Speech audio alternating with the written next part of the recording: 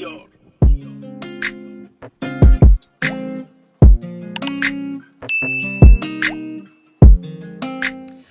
up, y'all? Welcome if you're new. Welcome back if you are a loyal subscriber. This is Saving Stuff with Stephanie, where we are saving for future goals.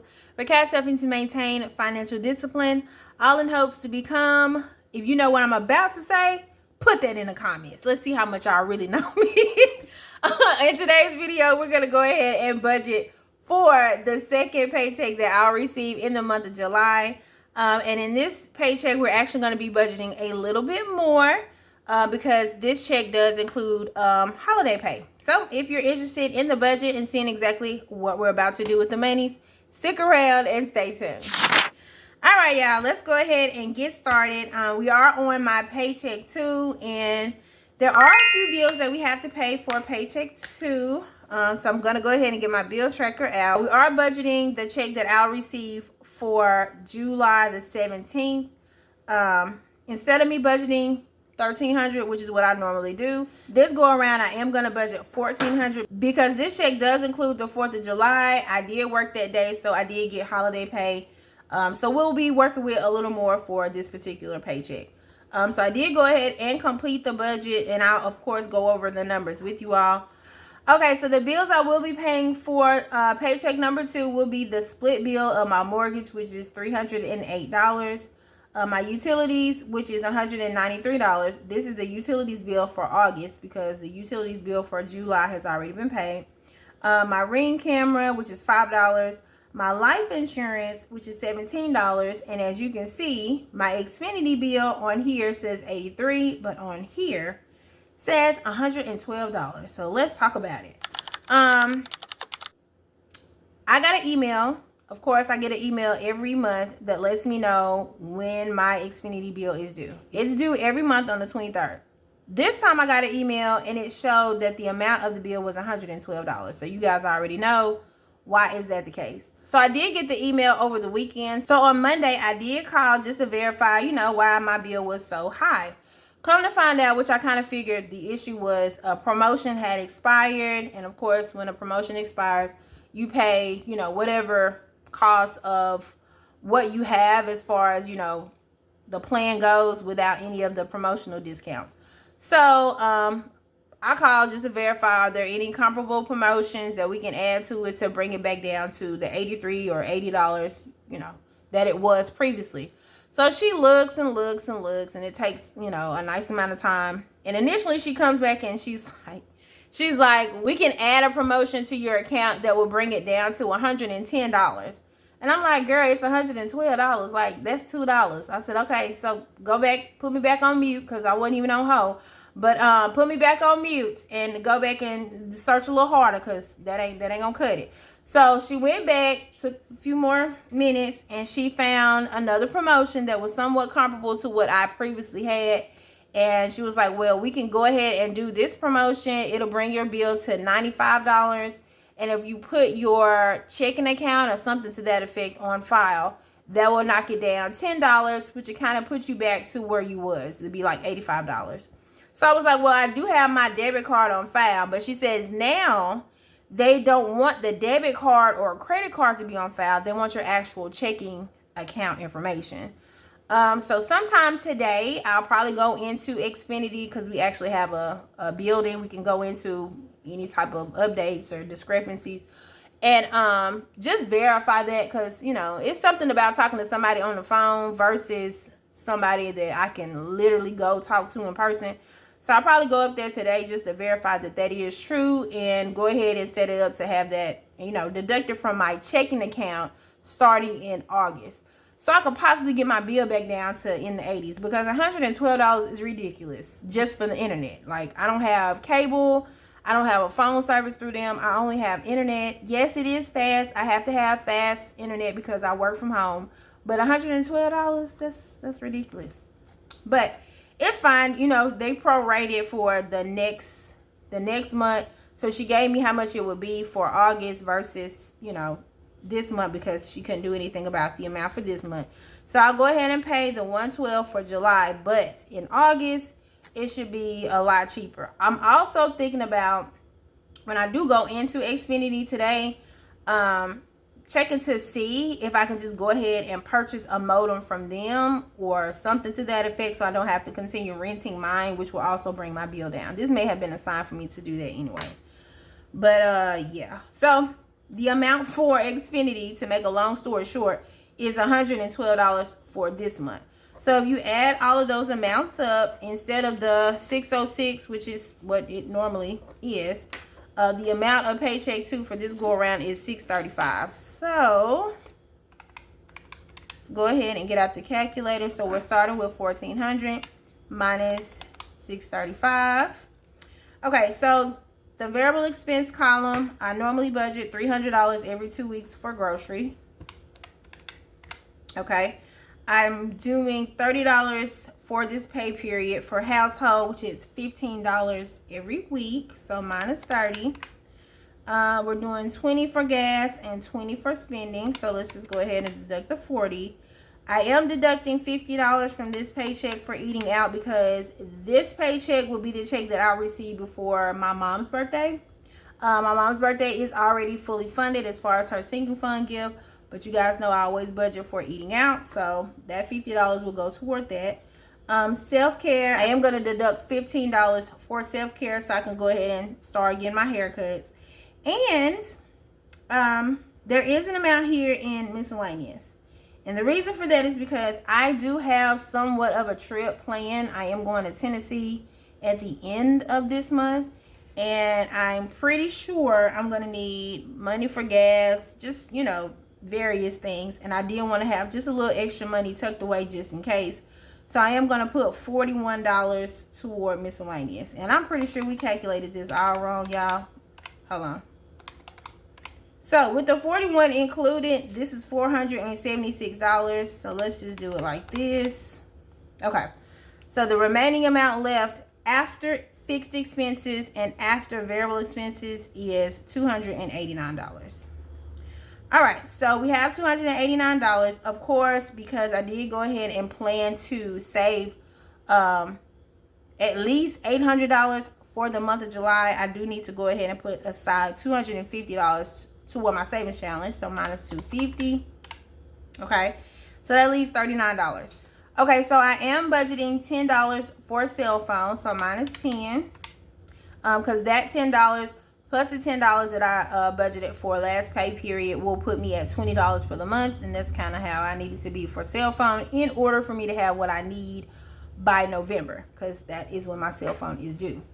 Now, because we are working with a little bit more, what I am going to do, you guys know $4 will go ahead and fully fund Weezy's birthday. So minus 4. So Weezy's birthday is fully funded. But I did have $25 left, and $25 would go ahead and fully fund Zuri's birthday as well. So I think that's what I'm going to do. So as you can see, there's nothing left on the calculator, so we did zero out the budget. So basically, $1,400 is the payroll amount minus the fixed expenses and the variable expenses. So the total expenses is $1,111. So minus 1111.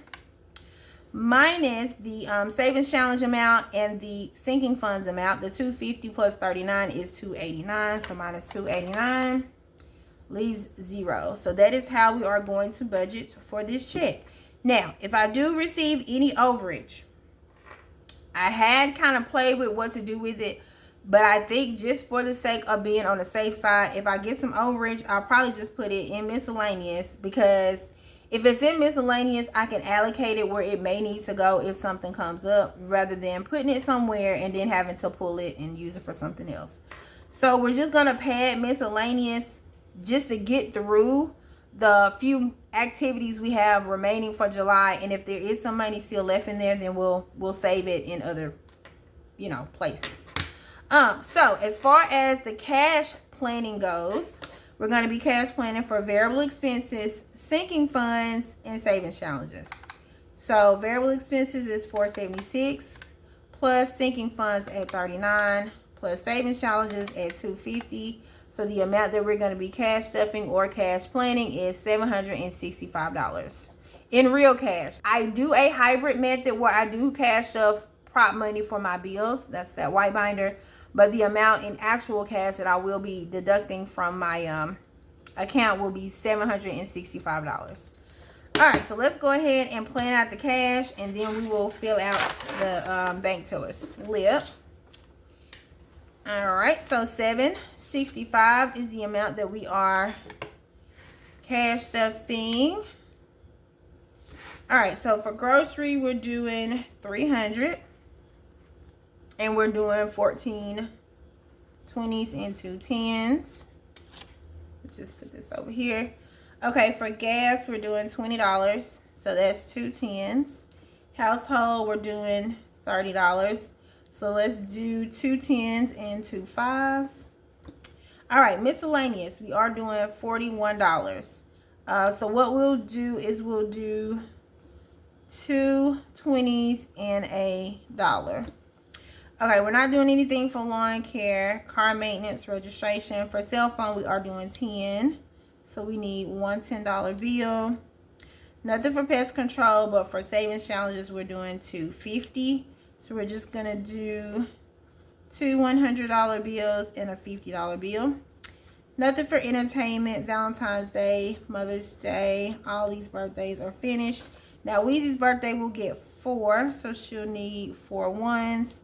And then Zuri's birthday will get 25, so she'll need 120 and 15. Back to school, nothing. Zuri's events, nothing. Christmas, home maintenance, Help a Human. Self-care is getting 15, and it'll get a 10. A 10 and a 5. And then spending will also get 20. Yeah. Spending will get 20, which is 2 10s. Eating out is going to get 50, which is a $50 bill. And nothing for Zuri's clothes. So let me make sure all of this is right. Gas. Yep. Household spending. Yes. Okay. It looks to be correct. All right. So if we add this up, let's just add it up. Just make sure it is right. So 300 plus 20 plus 30 plus 41 plus 10 plus 250. 4, 25, 15, 20, 50. Yeah. Okay, so 765 is the total. So we're getting 2 $100 bills. We're getting 2 $50 bills. We're getting 14, 15, 16, 17 20s. 2, 4, 6, 8, 9, 10 10s. We're getting 2, 3, 8 5s and 5 1s. All right. So we're going to put that on here. So we're getting 2 100s, 2 50s, 17 20s, 10 10s, 8 5s, no 2s, and 5 1s for a total of $765. So $765 is what we'll be cash stuffing in the next cash stuffing video. All right, y'all. I think that does conclude today's video. I'm trying to think, is there anything that I left off?